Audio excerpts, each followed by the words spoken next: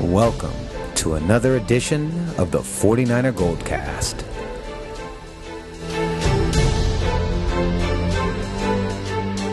San Francisco, are you ready?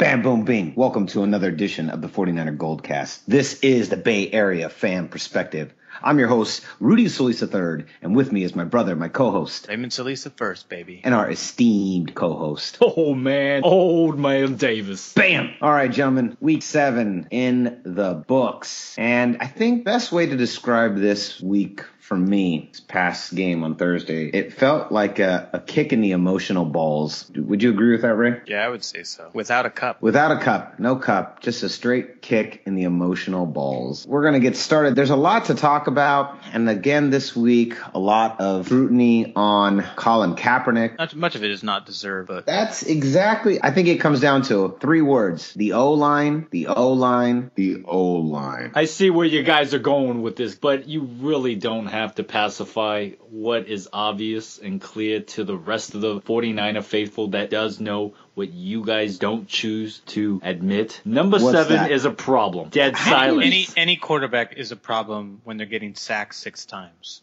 They were horrible. The O-line was horrible. They couldn't do anything. Came up short, didn't get it done. They A made complete collapse on the right side. I mean, this is why it's so pivotal to build an offense around an offensive line. And that's why the Niners invest in offensive line. However, you can't predict injuries. You know, nobody expected Daniel Kilgore to get injured last year, who was our starting center, and nobody expected Anthony Davis to just up and decide to take a year sabbatical in the offseason. So all of that plays a factor. I mean, imagine if Daniel Kilgore was there and Marcus Martin was then at right guard, and then Anthony Davis was over at right tackle. It'd be a much, much different story. Because when you give any quarterback in the NFL protection, he looks pretty awesome. Even the average and subpar quarterbacks look pretty darn good when they have all the time in the world to pass. Because eventually, people are going to get open. That's just what happens. The cornerback doesn't know. It's the second hardest position to play. He doesn't know what the route is. So he's at a disadvantage from the snap. But if you give him time, that's what's going to happen. And that just did not happen at all the entire time. The bottom line is that this offensive line is not equipped, especially the right side, particularly and only the right side, is not equipped to handle above average pass rushes. Case in point, every single loss was against an above average pass rush. The 2 wins were against subpar pass rushes, that being the Vikings and the Baltimore Ravens that have neither. And for those of you who are thinking, well, what about Trent Brown? What about Brandon Thomas? You know, I'm thinking the same thing too, but I think the case is that they're just simply not ready. I can't be at the practice to observe it, but the fact is, if those guys were ready, we would see them there, which is why Eric Pierce is apparently the only viable option at right tackle. and he's not a viable option at all. He's not. He's just the only option we have. Hoo-ah! And that's everything I just said. Daniel Kilgore still recovering from his leg being broken last year. Marcus Martin is struggling at center, and Davis is on a sabbatical. Old man Davis, your thoughts? I actually did make it a point to watch all 4 quarters of the game. I could have managed to tap out by halftime, but I thought maybe something might change in the second half. Unfortunately, it didn't. It just continued to get worse. And I'm sorry for the 49er fans that an owner like Jed York and Trent Balk as a general manager are able to supply and give a product of entertainment like the San Francisco 49ers of this season. I know as an owner how debilitating it can be to your morale to continue to watch this disgusting act on the field they call football by the red and gold. This is upper management's problem that needs to be addressed by them, and everything that's gone on field, whether it's the O-line, whether it's number 7, whether it's the coaching staff, whether it's the secondary, whether it's the lack of leadership on either offensive defense. There's just too many problems, too many holes that have gotten bigger and bigger every week that's gone by. And I just hope, for the sake of this Goldcast and for the sake of the fans here, that we can just get through into week 17. That's my thoughts, but I'll keep on adding ad-libs in the meantime, boys. They have about 8 to maybe 10 picks in the upcoming draft. Should they tank the rest of the season, they would certainly be in the running for the top picks. Do we choose a new quarterback? No, because it's really not on him. I mean, part of it is, but part of it, or a large part, is not. I mean, this is why the O-line is so important. even more so. You choose a right guard, a right tackle, and a center? No, because you have Anthony Davis coming back and you have Daniel Kilgore coming back. And those are your two starters, and they're exceptional linemen. And Marcus Martin struggles at center, is much better at his normal position, which is right guard. So I think that is where you would have it. I mean, if you had Anthony Davis is going to come back, Daniel Kilgore is going to recover. We probably won't see him till later this season because he technically can be activated from now until week 15. If the leg still needs more healing time, then he'll go on IR. And we won't see him till next year. Like Bethea. Losing Bethea, that was horrible. Yeah, and to add insult to injury. I mean, but going back to the O-line, the point is the O-line is even more important than a quarterback in many ways. Play starts right from the center. It doesn't start from the quarterback. The center starts the play. And then the pass rush has to get past the offensive line to stop the quarterback. The quarterback is phase 2 of the play. And then phase 3 is whoever the ball goes to as a running back or receiver. But the problem in this week's game is that even though defensively they played better in the second half, the damage had already been done because the Niners can't come back to win games. They're just not built that way. If the O-line played better and the defense were more stout, then we would have a fighting chance to get back in it. But that's just not the way. It's not where we're at right now. You were 2 years ago, but it's not the case. You know, the big plays were still made. Even though Russell Wilson threw 2 picks, he still made the big plays when he needed to.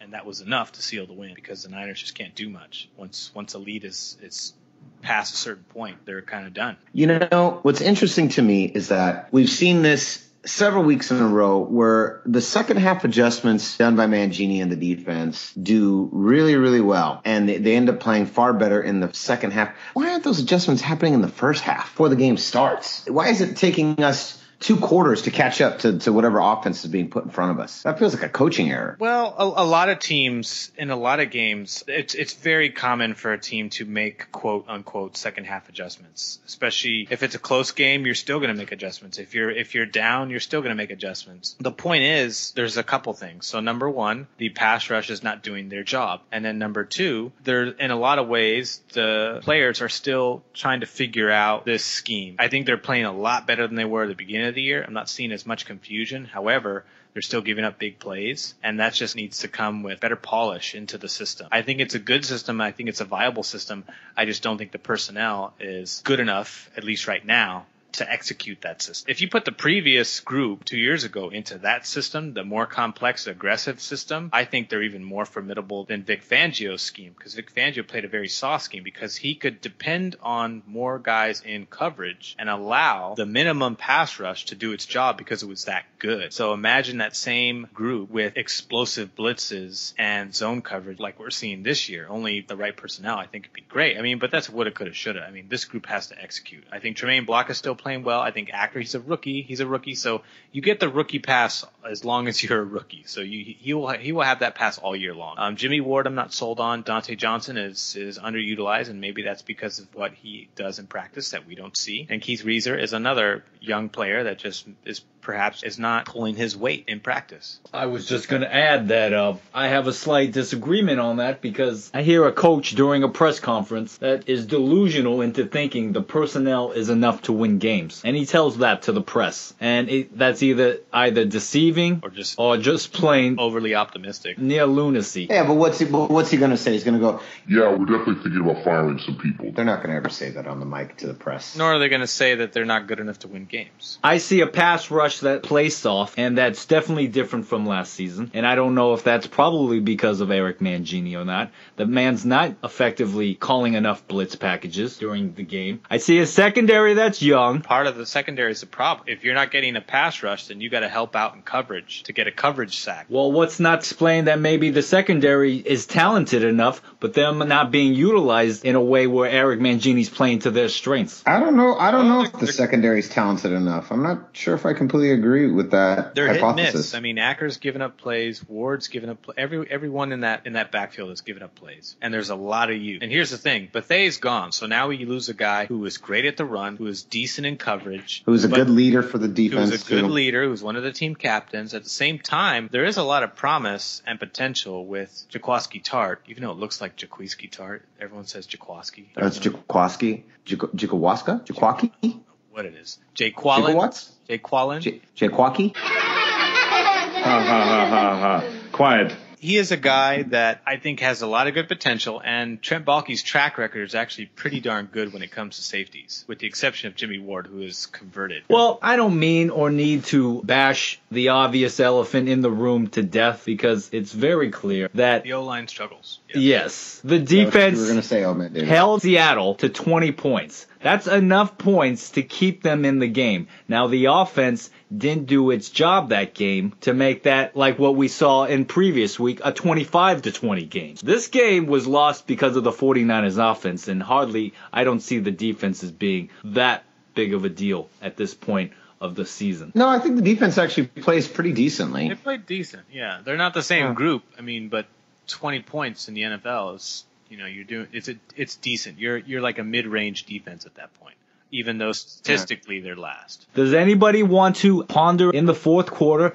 there were 2 punts that were kicked off by the 49ers offense? Well, there was more punts than there were first downs. Well, that's clear. I'm talking about why they were so gutless. Jim Tomsula, they couldn't even take a risk or chance because they had nothing else to lose. They were already going to lose the game, yet they just went ahead and punted. That's playing weak-minded football. Well, I have to go back and look, but it probably also comes down to field position and where they were. You don't want... Guys, it doesn't matter. Just play the game like you're going to win. You don't kick it off to play defense. Your defense didn't get you any scores. Put it back in number 7's hands because that's what he's paid to do. Yeah, but when you have an offense that is doing as horrible as that offensive line is doing at not being able to open gaps, not being able to protect the quarterback. What do you? I don't really understand the point you're trying to make at this point. How about this? So they didn't go for it on fourth down. That's foolish. Yes, I don't because know. if you have nothing else to lose, why not just go for gold? And then put the Seahawks in excellent field position and a chance to either put a field They goal were up on going to the board or a already touchdown. lose. Let's just give it to number 7 so he can attempt to try to continue to execute on those passes. Just do something. Just can't do that if they're not. Well, if they're that's not where blocking. I, as an owner, disagree with you two as fans. That's you're damn right. Yep. Yeah, it's a rough one. All right, well, let's move on. Matt Mayoko of CSM Bay Area is reporting that something big is coming. We're going to talk about that. But first, a word from our sponsor. Are you tired of your old traditional 49ers podcasts? We are too. When we need a fresh new perspective on the 49ers, we turn to the 49ers Goldcast. They are the only voice that truly represents the Bay Area fan perspective. Hosted by Rudy Solis III, his brother Raymond Solis I, and that silly old curmudgeon, Old Man Davis. The 49ers Goldcast is considered by most to be the greatest fan podcast in the history of fan podcasts. You can download the latest episode of the 49ers Goldcast on YouTube, iTunes, and Stitcher. Simply type in 49ers Goldcast. Goldcast is one word. Be sure to like us on Facebook at facebook.com/49ers Goldcast. All right, gentlemen. So Matt Mayoko of CSM Bay Area reported that, quote unquote, something big is coming for the 49ers, but he did not know what or from which direction. First whispers. What does that mean? I don't. I was like, that is so stupid. What is that? And that's that same, Matt, I actually don't mind Matt Mayoko, but this week he got on my nerves. Not only with this article, but he also said Kaepernick was more accurate with throwing the pass at staff members on the sideline than he was in the game. If you look at that play, this is the difference between your average fan. This is sad considering that we're talking about Matt Mayoko, who spends his career revolves around a football team, from people who actually know and watch the sport. Now, when you watch that play, coverage came over the top, and there was coverage underneath, and it was tight, and it was closing in. So Cap has two choices. Either he takes a sack, or he throws the ball away to stay at the line of scrimmage. And in that case, he threw the ball away. Simple as that. Any good quarterback in this league does that play. Aaron Rodgers does that. Drew Brees does that. All the good quarterbacks do that. It wasn't an attempt to try to thread a ball between two defenders when you're most likely going to get a pick out of that situation. So in that case, you just throw the ball away.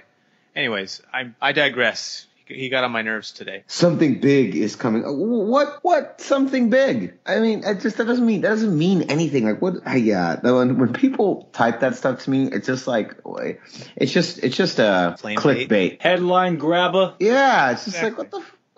Of course, the media mean? jumps all over it. Oh yeah, something big. Yeah, well, no something has to change. And at this point, anything they do is going to seem big because of how bad they are. Yeah, I can't stand that kind of stuff, man. I was like, oh, give me a break. Give me a break. Old man Davis? Matt Macaroni. Yes, it doesn't matter.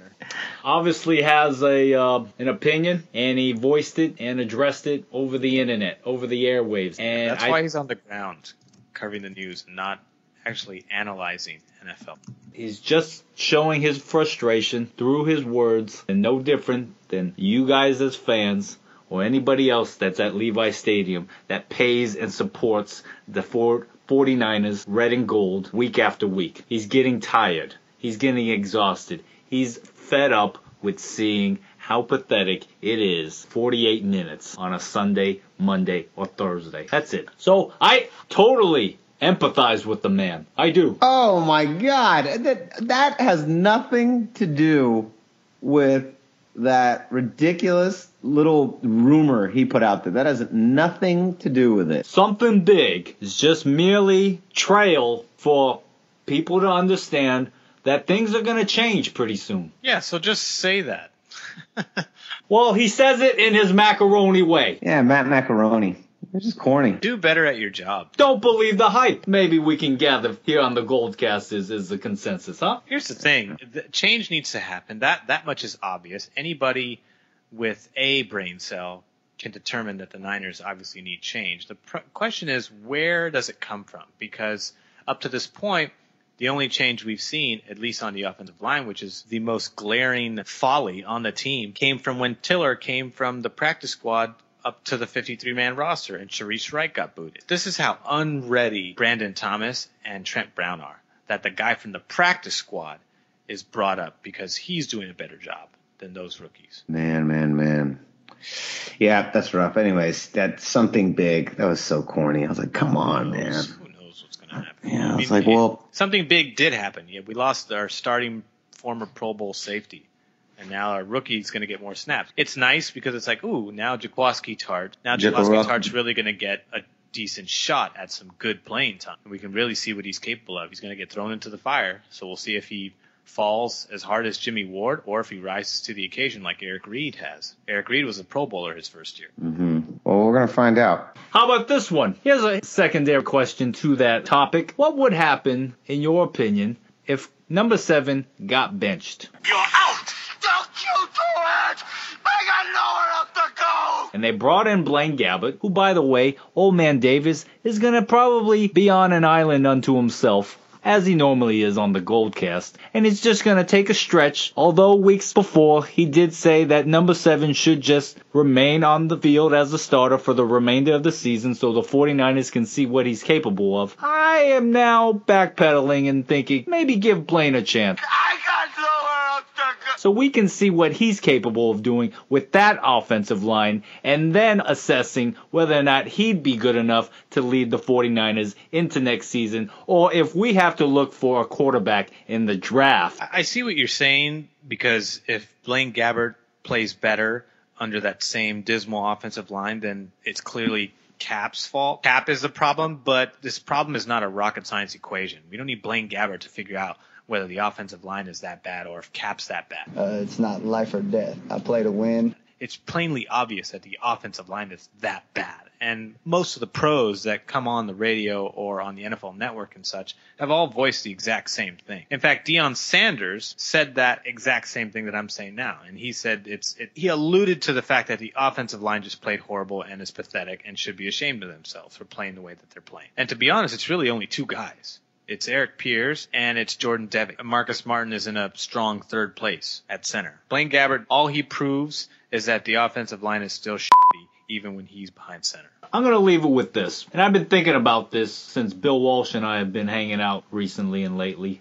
Tell him I said hi. Over the past couple of years. But I want to come up with this expression. And I probably want to have us really think about it over the course of the season here on the Goldcast. And that is WWBWD. What would Bill Walsh do?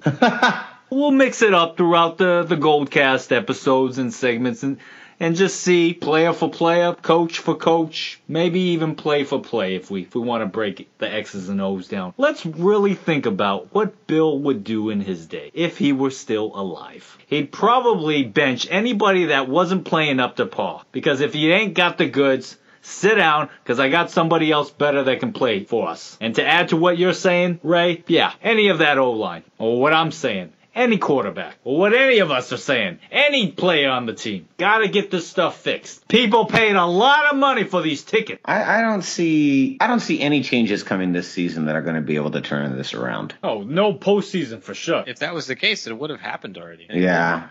All right. So, Greg Hardy beating up on coaches now. Did you guys see this? That fight? That was crazy. Oh, I love a good fight in Dallas. Oh, man, that was crazy. I was like, you've only played 2 games. It's not like you've been with this team your whole life. What are you getting so emotional about? He is a psychopath. You know, he threw his ex-girlfriend. The report said that he threw his ex-girlfriend on top of a bunch of guns. And to me, I'm like, wow. To further intimidate her and letting her know, I will use these if I have to. Yeah, I will put a bullet through your heart. I don't know, not just one bullet. I'll put all these bullets. You won't even be Swiss cheese. And they make T.O. look like John Taylor. These new divas. Greg Hardy. It's amazing. It's amazing what these guys stir up within the media day in and day out. The hoopla they bring. I mean, the NFL, the owners love it from a PR standpoint, just pulls people in because people love to see the extraordinary, the outlandish, the big negative spotlight. Oh man, I'm telling you, just Jerry Jones never disciplines. He don't care. He doesn't care. He's like the opposite of Goodell. It's like, I don't care. The man keeps it up. He's liable to disrupt not only the locker room morale, but upper level management, as well as top officials in the NFL. Yeah, a locker room that's already without their 2 best offensive players. Man, that's just rough. I couldn't believe he walked out onto the field and just started pushing everybody. I was like, damn. Including the special teams coach. The special teams coach. Do you really think you have a chance against us, Mr. Cowboy? When a player like that is able to get away with that, there's no stopping him until you execute him and you terminate him off your roster. And that's ultimately what might happen to him. He's probably going to push water boys and cheerleaders and staff members. And then they defend him. Man, those Cowboys, those guys, I'm telling you. Yeah. You know why? Because Jason Garrett would discipline him, but when Jerry Jones comes to the office and says, hey, guess what? I pay you and I'm the GM, and I say, let's just let it slide. Jerry Jones is recorded after the game saying, that's the kind of thing that inspires a football team. Oh, my God. It's just getting guys ready to play, in my view. I don't have any issue with him being involved in motivating or pushing in any part of the football team because he played. So what Jerry Jones is saying is push as many people as you want, Greg Hardy. Not mentally, physically. I want you literally to go push as many people as you can. Can you imagine that he pushed Des Bryant when they were arguing on the sideline? Man, that would be a fist fight during the game of 2 players on the same team. Des Bryant gets into fights with players too. Oh yeah, Des Bryant's super rowdy. They're just like the 90s Cowboys, only they suck. Same ego.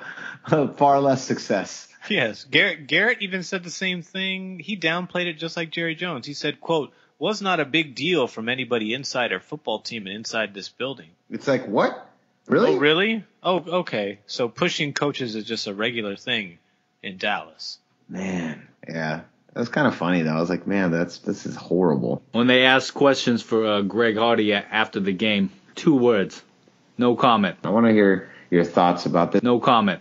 Oh, that's man. Right. He went Marshawn Lynch on the media after that. Well, at least when it came to that question. How are you so frustrated? No comment. Next question. No comment, no comment, no comment. That's too funny. No comment. Next question. Oh, man, Davis, you can start. You usually are the... No comment. Next question. No comment. Next question. All right, gentlemen. Appreciate your time. Thank you for coming by. Cool story. Fun guy. Yeah, real gentleman. All right, gentlemen.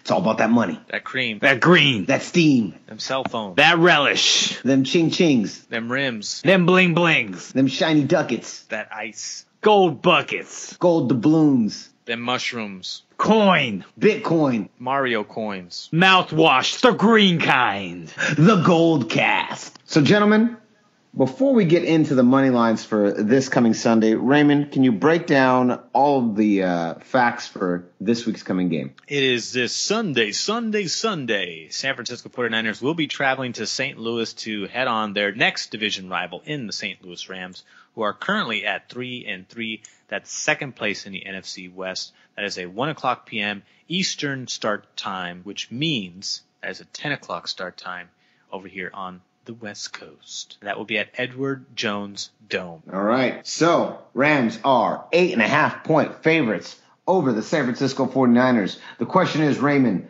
do you take that bet? Now, this is a tough one. Here's the thing. Niners are not good on the road. They have the last offense in the NFL, and the Rams are worse than the Niners at passing, and rushing these teams are about the same, and offense the Niners are an edge worse than the Rams. So you have the two worst offenses and the two worst passing offenses squaring up against each other, which means this only comes down to one thing. It comes down to defense, which guess what? We have the last place defense playing a mid-ranked defense in 12th. And the Rams, who are exceptionally bad against the rest of them, are historically, within the last few years anyways, really good against division rivals. They won the last meeting together. So you know what? I'm actually going to take that bet. And in fact, I would go over the 8 points, and I'm going to go up to 14. Oh. Old Man Davis and I were right last week, although Davis was even more right because he predicted that they would win beyond the spread, which they did.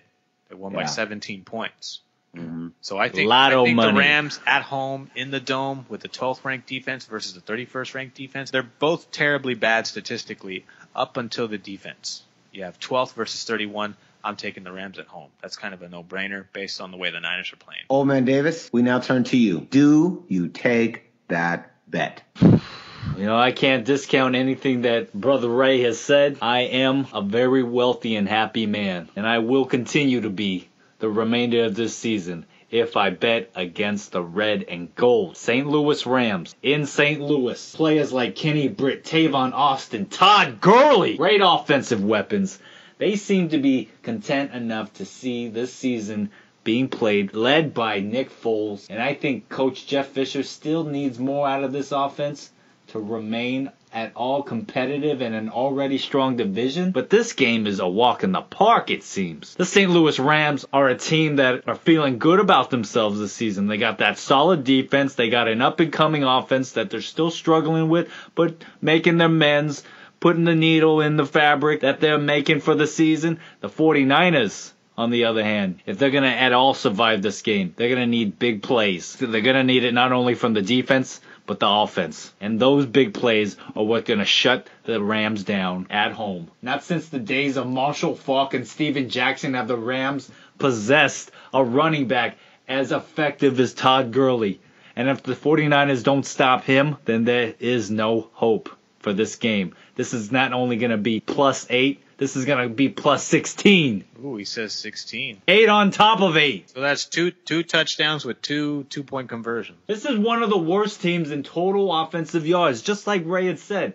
What they lack in offense, they make up in their top-rated defense. And points from turnovers could be the factor that plays into the Rams' favor, just like we saw against the Browns. Rams with 2 straight home game wins. I'm sticking with blue and gold. Lastly, this will solidify 49ers' last place in the division and ultimately the season if St. Louis comes away with the win.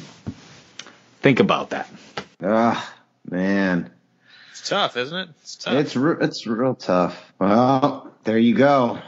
Old Man Davis and Raymond both say you should take the over on Rams being 8.5-point favorites. Hey, we're both 5-2, so. Well, actually, technically, you're 4-3 because you said you took the under. You said yeah, but I predicted they would win, so I'm going to go with that.